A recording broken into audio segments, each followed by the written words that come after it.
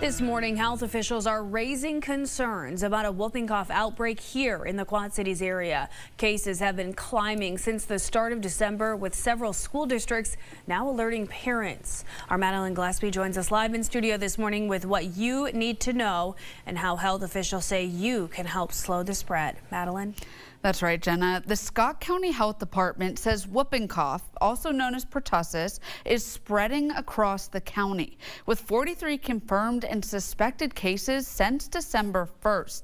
More than 50 students across Scott County schools have been diagnosed with whooping cough since the start of this school year. That's almost as many cases as all of last year. So let's break down what this means and what you should be watching for at home. Whooping cough is a highly contagious respiratory illness, and it spreads the same way a lot of colds and flus do, through sneezing, coughing, and close contact. Anyone can get it. Kids, teens, and adults, but health officials say it can be extremely serious for infants and people with weak immune systems.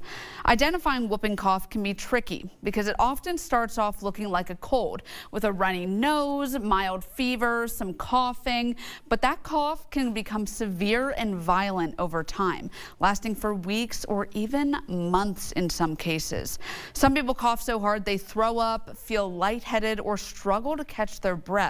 Health officials say if that cough isn't going away, that's your sign to stay home and call a doctor.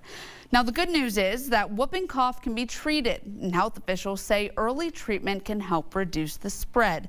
In some cases, everyone in the house may be given antibiotics, even if they feel fine and even if they've been vaccinated. And if someone is diagnosed with whooping cough, health officials say they should stay home from work or school until they're no longer contagious.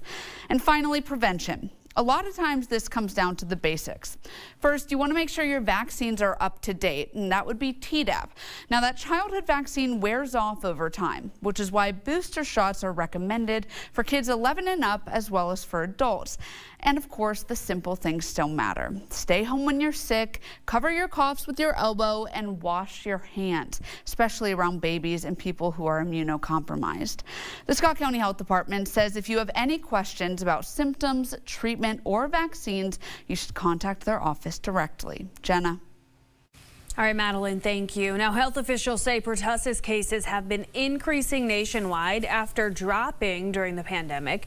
And they remind everyone that staying home when sick and keeping vaccinations up to date are the key to preventing further spread.